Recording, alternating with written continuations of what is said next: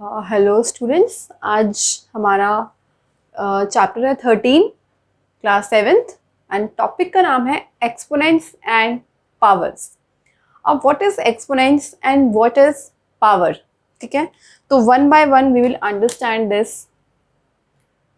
देखो, जैसे आपने कहीं पे भी लिखा हुआ देखा है ना कि 10 और ऊपर ऐसे लिखा है, ये ऐसे इस तरीके से आपने बहुत जगह लिखा हुआ देखा होगा। तो ये जो ऊपर की टर्म होती है ना, this 3, this is N exponent. और ये जो नीचे है 10, दिस इज बेस। आप इसको कैसे याद रखना, देखो बेस मीन्स नीचे, जो बेस होता है सबसे नीचे वाली चीज होती है बेस। तो यहाँ पे नीचे क्या है 10, ऊपर है 3, तो 10 होगा हमारा बेस और 3 होगा exponents and together this is N power. इसको हम बोलते हैं, पूरे को अगर मैं बोलूँ, पावर। एंड इसको जो मैंने बोला है ना, ये 10 और ऊपर 3, इसको हम रीड कैसे करते हैं? इसको रीड करते हैं 10 रेज टू द पावर 3। क्या लिखते हैं? 10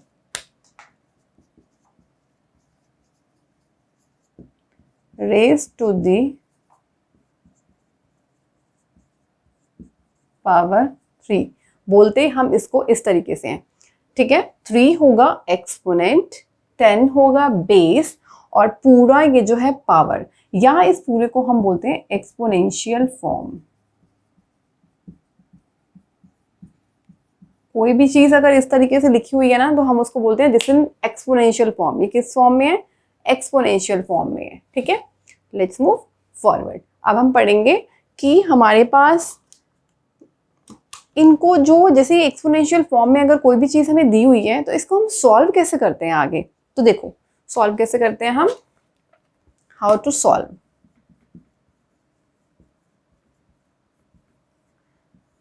अब देखो, अगर मैं यही ऊपर वाला ही एग्जांपल ले लूं, 10 रेज टू द पावर 3, तो इसको हम सॉल्व कैसे करेंगे? देखो, इसका मतलब होता है जो बेस है ना, वो मल्टीप्लाई हो रहा है कितने टाइम, जितनी भी वो एक्सपोनेंट है। एक्सपोनेंट इसका है 3, तो इसका मतलब जो 10 है वो 3 टाइम्स मल्टीप्लाई हो रहा है। 10 इंटू 10 इंटू 10, तो ये हो जाएगा 1000, ठीक है। तो 10 raise to the power 3 is 1000।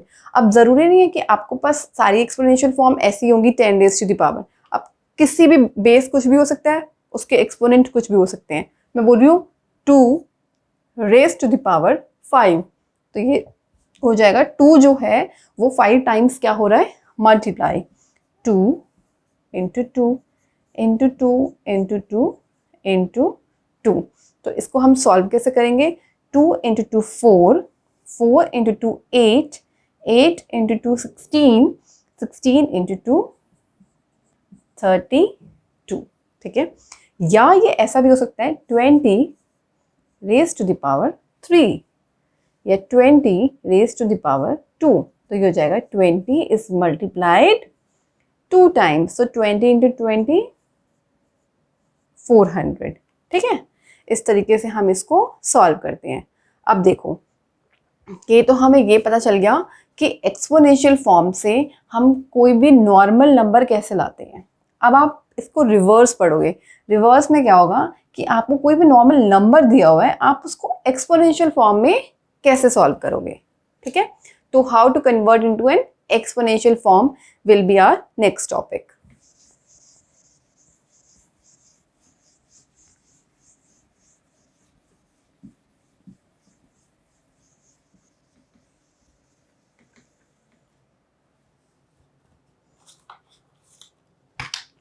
So our topic is how to write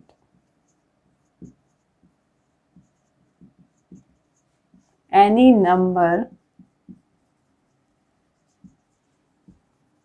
in exponential form. किसी भी नंबर को आप एक्सपोनेंशियल फॉर्म में कैसे लिखोगे, ठीक है। अब मेरे पास देखो, आपको ना सबसे पहले नंबर देखना होता है किस तरीके का नंबर है। अगर नंबर 000 की फॉर्म में है, मतलब अगर नंबर ऐसे है 1 0 0 0 0, कितनी भी जीरो आपको वो नहीं देखनी।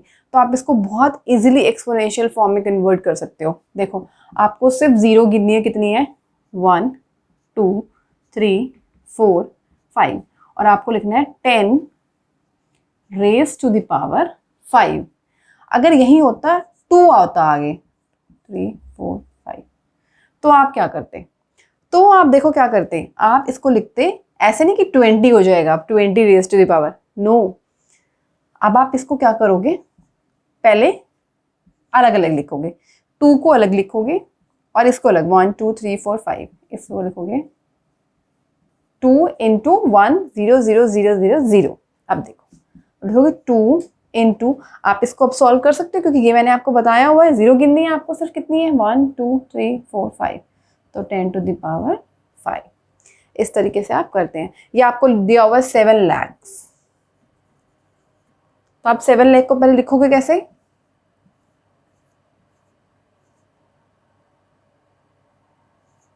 अच्छा कॉमर्स नहीं लगाने भूलने हैं आपने, ठीक है, कॉमर्स जरूर लगाने हैं।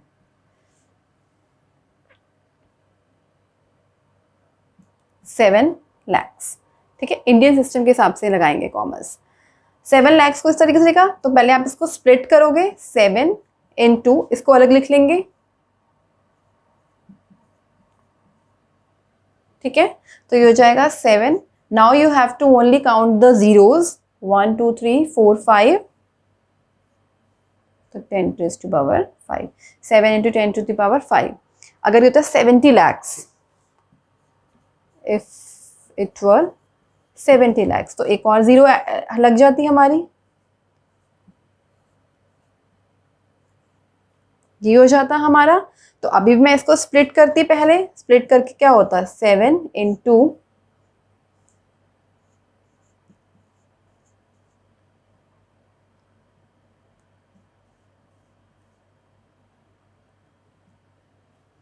यही होता है ये, ठीक है। तो इसमें कितनी जीरो हमारी ऐड हो गई अब, 1 2 3 4 5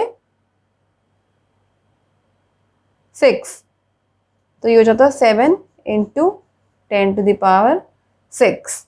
इस तरीके से ही होता, हम 70 लाख को लिखते 7 इंटू 10 लाख, इस तरीके से लिखते, तो 7 इंटू 10 लाख, 10 लाख में कितनी जीरो होती है 6, तो 10 रेज़ टू द पावर 6। ये तो हुआ जिनके साथ बहुत सारी जीरोज लगी होती हैं।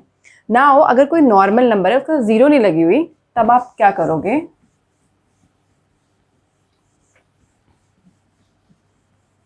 आप कोई नंबर दिया हुआ है जैसे 256, अब इसमें तो कोई जीरो नहीं है, आप इसको कैसे स्प्लिट करोगे, तो ऐसे केसेस में हम करते हैं prime factorisation.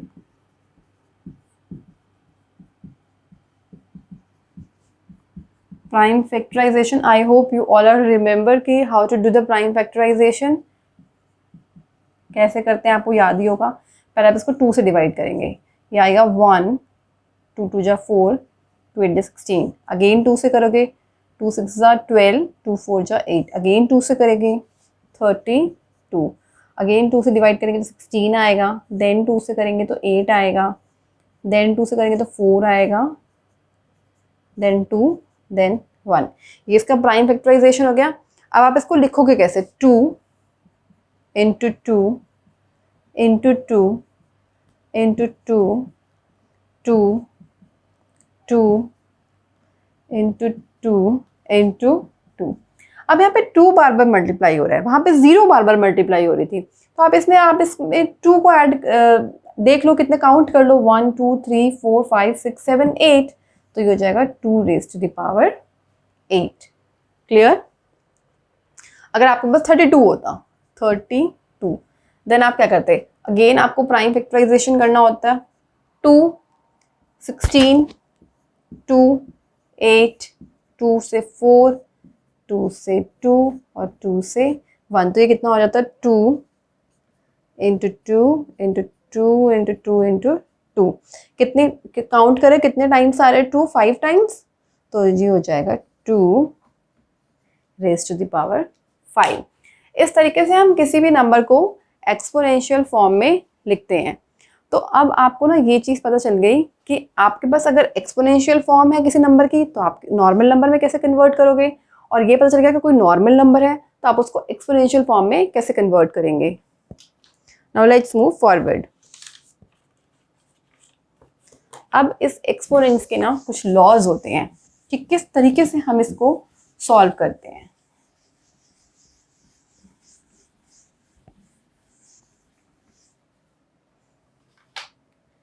Laws of exponent.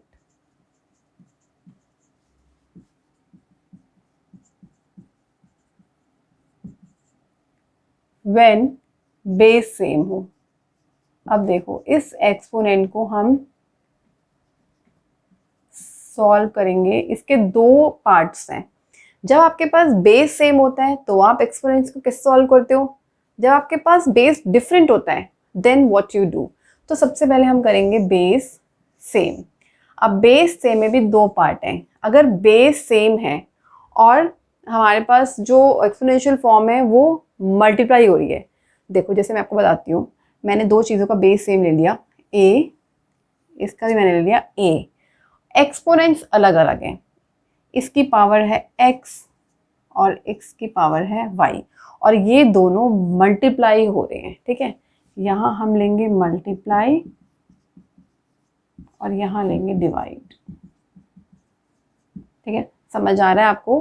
Basically हम कर रहे हैं लॉज, एक्सपोनेंट्स के लॉज में पहला पार्ट हम कर रहे हैं जब हमारे पास बेस सेम होता है तो हम कैसे सॉल्व करते हैं।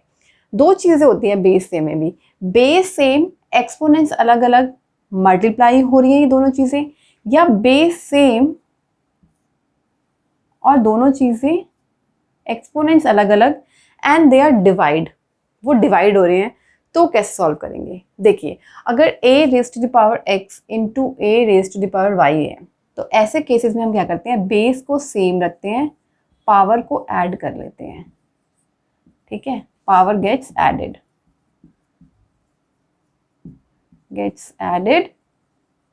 Base remains same.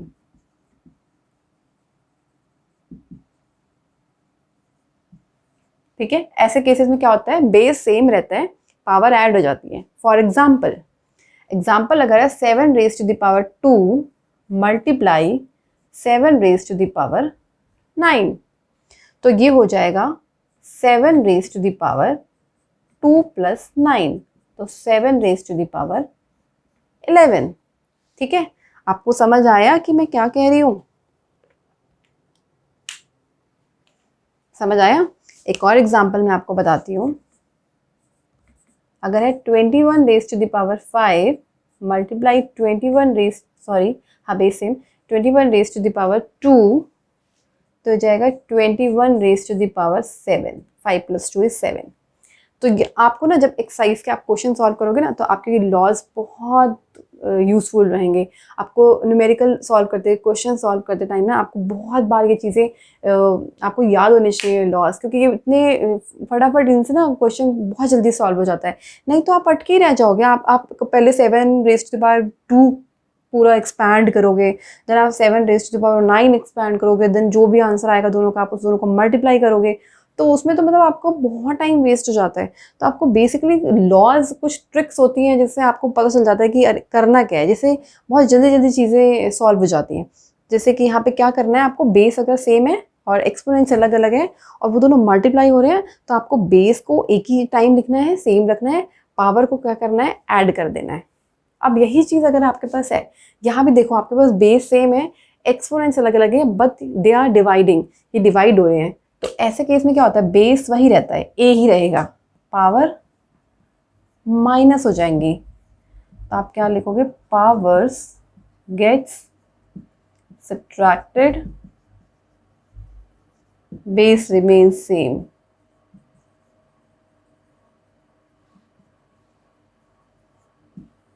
Power subtract हो जाएंगी, बेस वही रहेगा। जैसे कि मैंने बोला 4 या फिर 17 raise to the power 3 divide by 17 raise to the power 1, तो ये हो जाएगा 17 raise to the power 3 minus 1, 17 raise to the power 2। यहाँ पे बोल रही हूँ 21 raise to the power 7, 21 raise to the power 3, तो आप लिखोगे 21 raise to the power 7 minus 3, 21 raised to the power 4. This is how we solve the questions by using these laws. तो ये तो हुआ जब बेस सेम था। अब आपके पास बिल्कुल उल्टा हो जाएगा। अब क्या है, बेस डिफरेंट, ये है बेस सेम एक्सपोनेंट डिफरेंट। अब जिसका नेक्स्ट मैं आपको कराऊंगी वो होगा exponent same base different. Okay,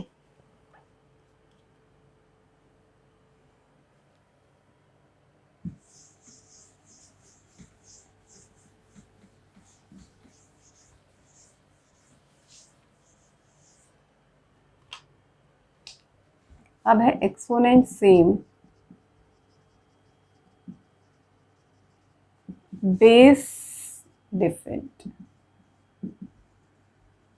देखो बेस, अब आपने सपोज, अब इसमें भी दो चीजें हैं, मल्टीप्लाई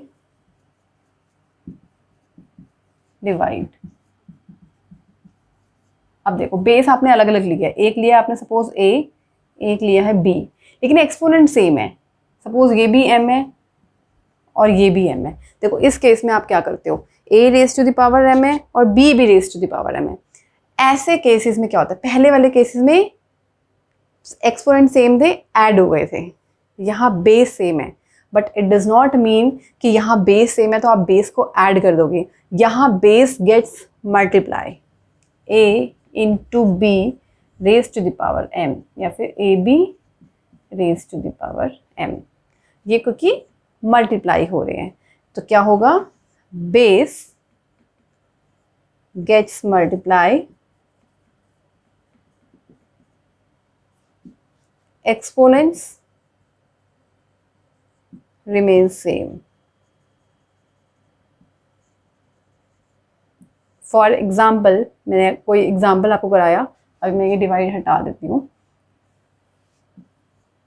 एग्जाम्पल इज कि ये है 2 रेज टू द पावर 7 और 9 रेज टू द पावर 7, ये आपके मल्टीप्लाई हो रहे हैं। ठीक है, तो आप इस केस में क्या देखोगे कि बेस अलग हैं लेकिन एक्सपोनेंट सेम है। तो क्या होगा, base gets multiply 2 into 9 raise to the power, exponent same रहेगा 7, तो ये हो जाएगा 18 रेज टू द पावर 7। तो इस तरीके से हम इसको सॉल्व करते हैं। One more example I can show you, 21 raise to the power 3 and 3 raise to the 9 10 raise to the power 3। ठीक है, तो ये हो जाएगा 21 into 10 raise to the power 3, 210 raise to the power 3। ठीक है, अब ये तो था मल्टीप्लाई में। अब आपके पास क्या होगा, डिवाइड। देखो डिवाइड में क्या होता है, बेस डिफरेंट है, एक का बेस है सपोज ए, डिवाइड हो रहा है, दूसरे का बेस है बी, लेकिन एक्सपोनेंट सेम है, a raise to the power m divide by b raise to the power m. तो आप इसमें क्या करते हो, ए बाय बी को इकट्ठे लिखते हो और raise to the power M कर देते हैं।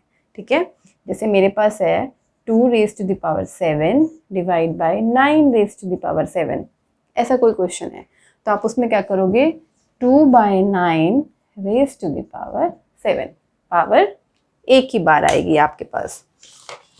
तो ये थे हमारे पास लॉज ऑफ एक्सपोनेंट। एक और भी है इसमें लॉज में है, वो भी third is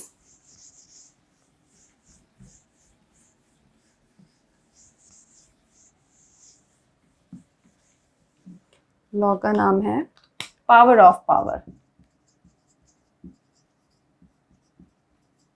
what is this power of power? अब आप कई बार देखते हो कि a raise to the power b and whole raise to the power c है, इस तरीके से आपका लिखा हुआ है। ठीक है, तो आप उस केस में क्या करते हो, इस केस में आप क्या करोगे, जो आपके पास बेस है ना वो आप एक साथ देखोगे और दोनों पावर को मल्टीप्लाई कर दोगे, बी सी हो जाएगा ये। ठीक है, for example 2 raise to the power 3 whole raise to the power 7 है, तो हो जाएगा 2 raise to the power 7 into 3, 2 raise to the power 21। Power की पावर जब होती है तो वो मल्टीप्लाई हो जाते हैं, बेस आपका सेम रहता है। तो this was the power of power. Okay,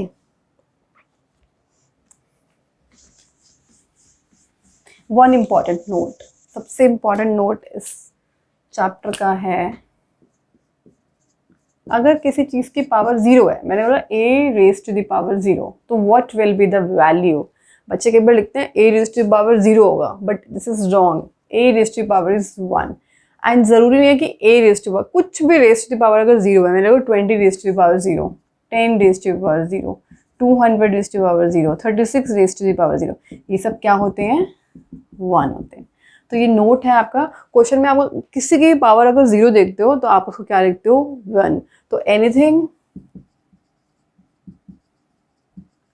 rays to the power 0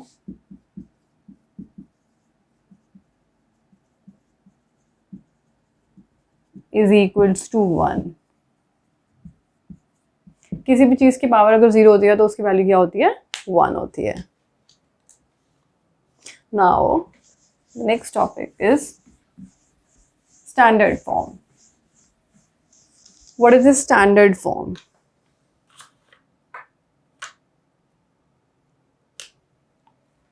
जैसे आपने एक्सपोनेंशियल फॉर्म पढ़ी थी ना, ऐसी एक स्टैंडर्ड फॉर्म होती है।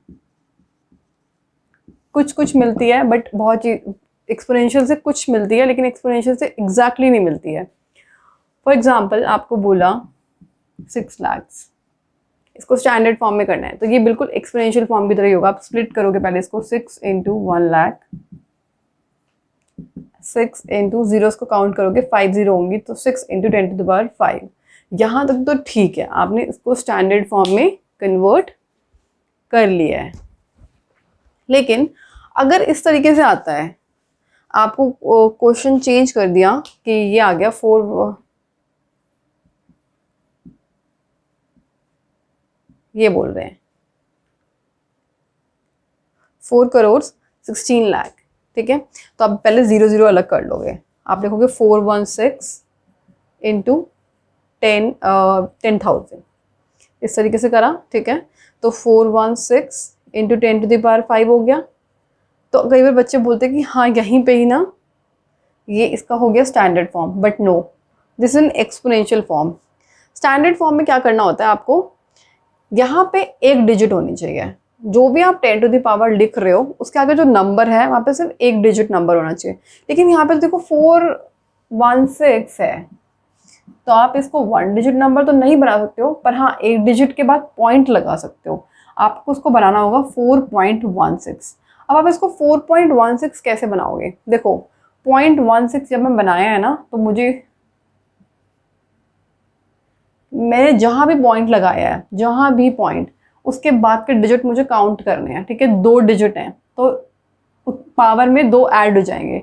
मतलब अगर मैंने 4.16 लिखा है तो 1 और 6 2 डिजिट है ना पॉइंट के बाद में, तो यहाँ 5 की जगह क्या हो जाएगा 7। ये कैसे आया? How to solve this? देखो 4.16 जब मैं इसको करूँगी ना, तो मैंने इसको पॉइंट बनाने के लिए करा है 100 से, मैंने इसको मल्टीप्लाई करा, 100 से मैंने इसको डिवाइड करा। 100 से क्यों करा? क्योंकि मुझे सिर्फ यहाँ पॉइंट लाना था।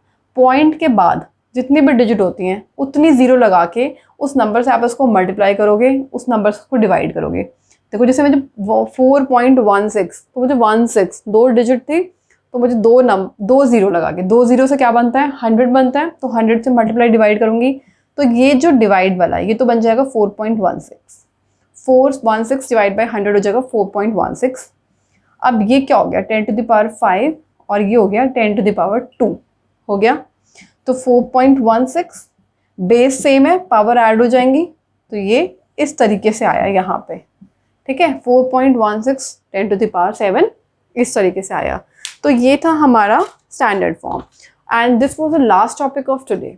आई होप आपको इस चैप्टर के ऑलमोस्ट सारे डाउट्स क्लियर हो गए होंगे, एंड जब भी आप क्वेश्चन अभी करेंगे तो आपको ये सारी चीज़ें यूज आएंगी और आपको बहुत हेल्प मिलेगी क्वेश्चन को सॉल्व करने के लिए। Thank you for watching the video.